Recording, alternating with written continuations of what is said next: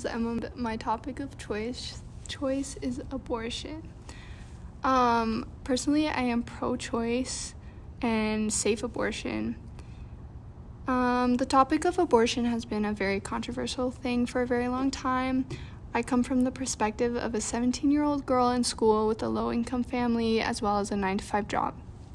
I think it wouldn't be fair if pro-lifers, and they evidently do, only apply the situation of abortion or an unexpected pregnancy to specific people.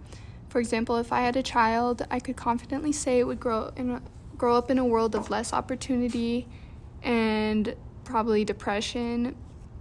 Maybe they would ask themselves why their life is worth it in the first place.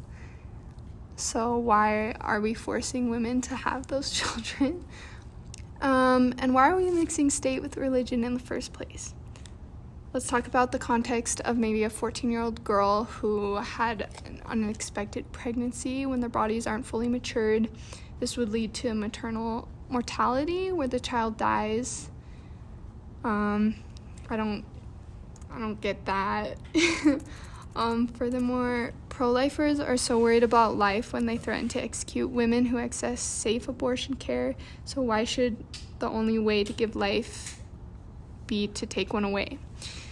There's just a lot of hypocrisy, yeah. And for those who are American Christian, even the Bible states in Matthew 7:12, so whatever you wish that others would do to you, do also to them. For this is the law and the prophets. So if we place our babies in a world full of less opportunities where their life is inherently harder, isn't that contradicting what some pro-lifers stand for? We stand a world with freedom and mortality, but we can't provide it. Also, to further on this, according to truthout.org, the WIC program initiated by Trump is cutting $3.5 billion for the Women, Infants, and Children Nutrition Program over the next decade. So that's just one of the examples of where we can't even provide a stable world for those women and children who are being forced to live in it. Personally, those are just some examples of why I'm pro-choice. Pro-lifers can't apply everything they say to everyone in the world, and if we're gonna stand by a law, then it should be applicable to everyone, obviously.